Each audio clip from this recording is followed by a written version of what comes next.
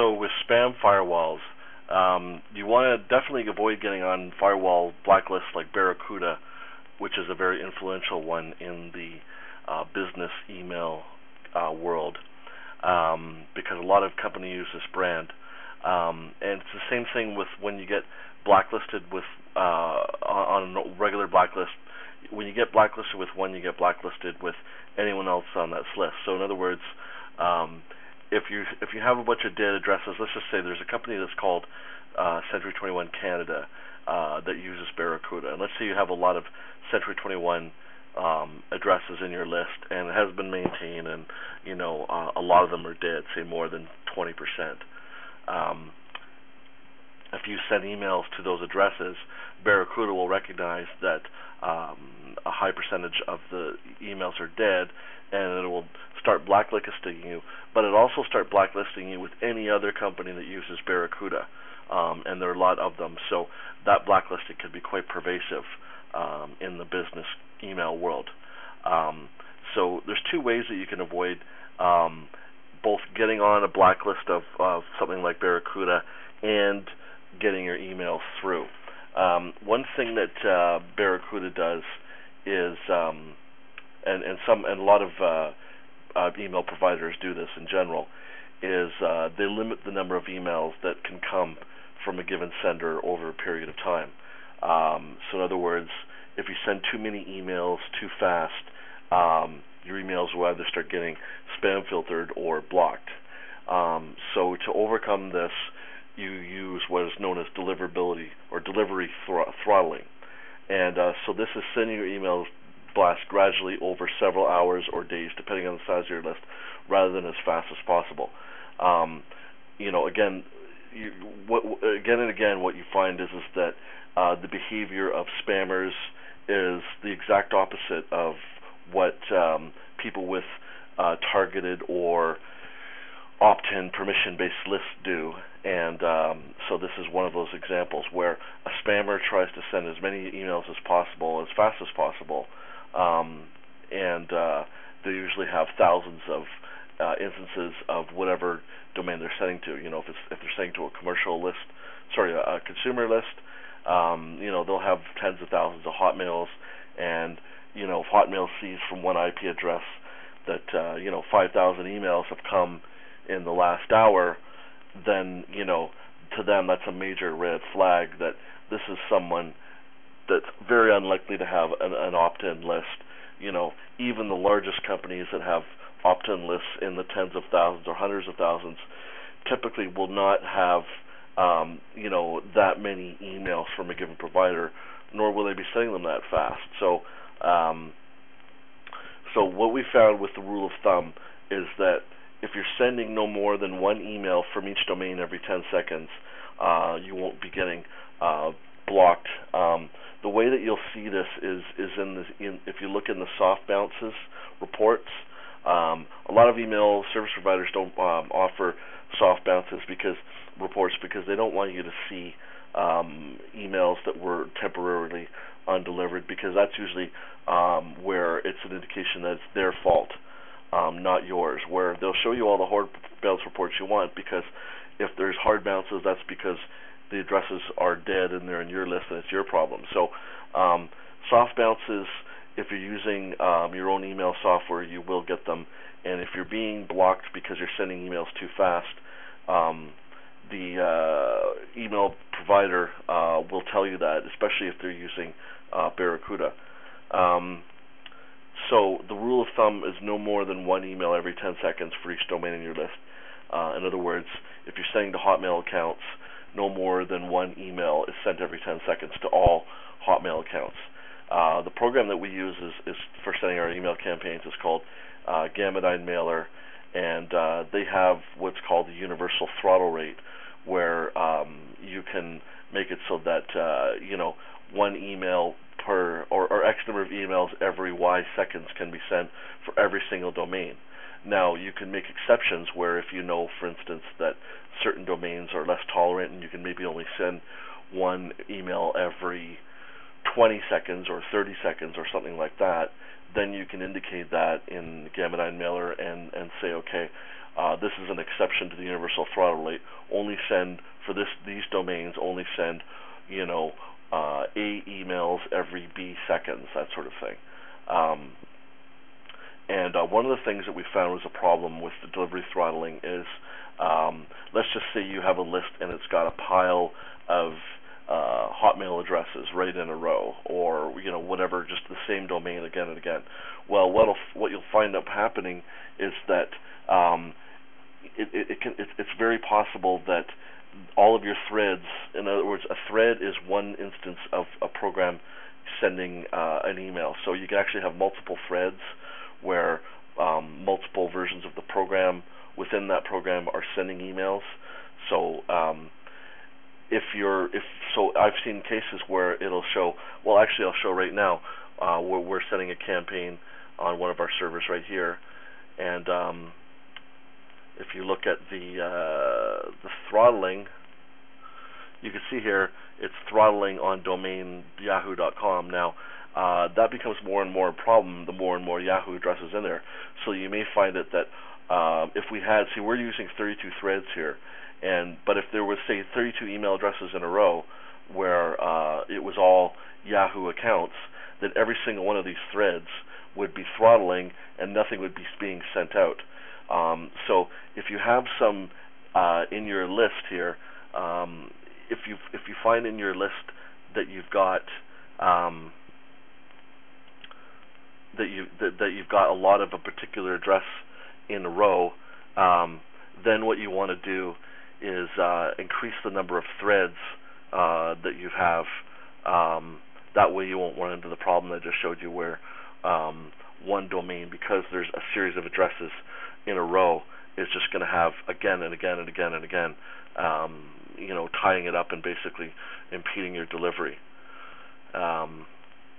And another thing is that you shouldn't use what's called pulsing.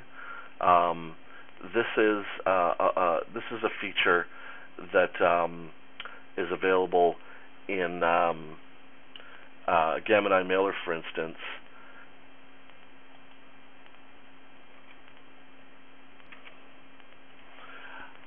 With pulsing, what you don't want to do is use this feature. What this does is it basically says, okay, we're going to send out X emails every Y seconds. So you could say, okay, I want it to send 50 emails every 40 seconds, and then pause,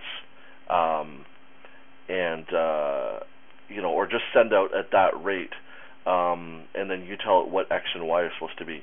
The reason for this is that you might, in doing this, still exceed the receiving email server's number of simultaneous connections or number of threads it allows you to send to at once.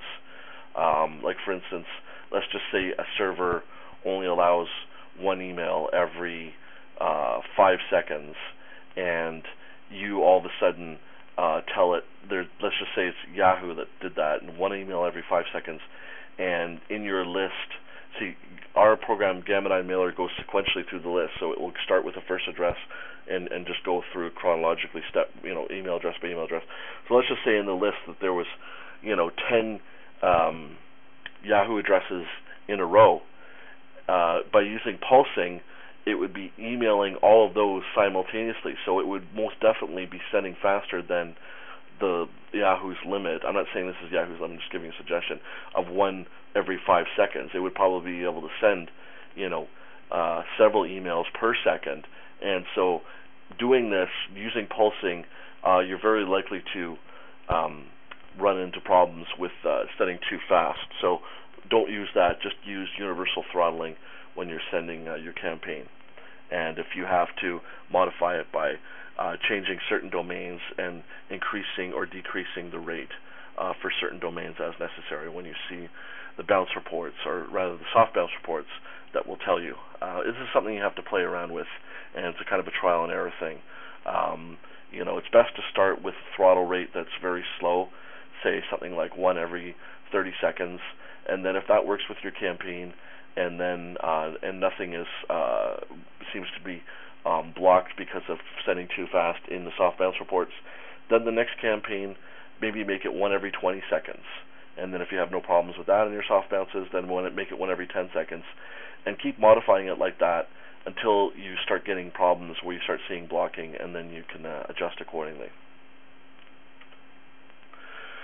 And then the other thing that gets you on any sort of problems with your email campaigns is having dead addresses in it, hard bounced addresses. And so this is the biggest thing that gets you added to blacklists, whether it's Barracuda or Spamhaus or any of the other ones out there, is having hard bounce emails in your list, especially if they've been like we talked about earlier, where they're honeypot or spam trapped addresses where they've been dead for a long time in the years and are still being monitored specifically to catch spammers. A telltale sign of a spammer is that their email lists have a large number of no longer valid addresses, hard bounces. Reason being is that these spammers, for them to make money, it's all about volume. The one guy I mentioned earlier who is in the Spamhouse's top 100 spammers in the world, I've spoken with this guy, and he said that he sends upwards of 20 million emails a day. So, this guy is not at all concerned about, what's in the emails he's sending. Rather, what the list hygiene. It's actually a very cumbersome and tedious process to go through these hard bounce lists. But if you want to be recognized as a legitimate mailer, like a opt-in, double opt-in permission-based list is seen as, then you have to keep your list clean.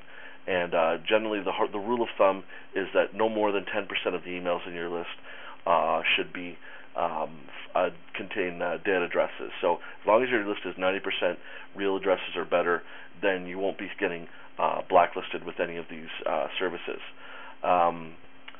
Whenever you get a new list and you haven't been told about the list quality, and no one's able to give you a definitive answer as to how what list hygiene practices have been used, etc. There are services out there. There's one that's called Fresh Address. If you just do a Google search for email scrub or email database scrubbing, that sort of thing, you can find a few of these services. And what'll happen is that you give them your list, and they basically have software that will go through that list and verify it, and then report to you and give you a report back saying, okay, here's all the good addresses that we're in. Here are the ones that don't appear to be good addresses, and we've got them separated, and there you go. Be aware that there are programs out here, they're inexpensive ones, that purport to do this for you. The problem is that a lot of them don't work because it's seen as a breach, a security issue, that if your mail server or a piece of software goes to a mail server and asks, is this email address valid or not, typically these environments, security is the main thing, and the question is, well, why would someone be asking that? It could be really for legitimate reasons. So, so those programs, the sort of the off-the-shelf ones that you can buy for, $20-$30 that do that, really make sure that you test them first if you're going to try something like that, and make sure that they actually do work, because reportedly they don't a lot, whereas these services I'm talking about, such as Fresh Address, have apparently figured out a way of doing it. However, they do tend to be very expensive, especially if you have a larger list. Like, I was looking at a database from Data Depot that I wanted to buy, and considering how many emails in it, the list would have cost about $100 to buy, but knowing that their databases, from my experience, have upwards of 80% of addresses dead, then it would have cost me about $1,000 to have that particular list cleaned. Even though I only paid $100 to buy the list, I'd have to pay another $1,000 just to have it cleaned, and ultimately have it at only 20% of the size of what it originally was expected to be. So definitely keep your list clean as much as possible. Every time you send a campaign, before you send to that list again, be sure to clean out all the dead addresses. If this is something you want us to do, we can provide this as a service, no problem. We actually are going to also provide webinars on how to go through bounce reports if you're setting for your own campaigns, how to understand the reporting, and how to interpret what emails to take out of the list, which ones were spam blocked, and which ones were temporary blocked, so that you understand how to go through these reports and know how to interpret them, so that you know which emails to keep and which ones to discard. And the other advantage of using a service like this, although it is expensive like Fresh Address, is that it allows you to get your email list cleaned without it damaging your mail server's ability to successfully deliver emails. So, we've had experience directly where we've sent campaigns to lists that are just total trash, 70, 80, even 90% of the list addresses are dead, and there's nothing that will get you your email reputation just trashed immediately than having a list like that. So it is worth it at the end of the day, if you are serious about the list you've bought, to get it clean one way or another, and before you ever send any emails to it yourself.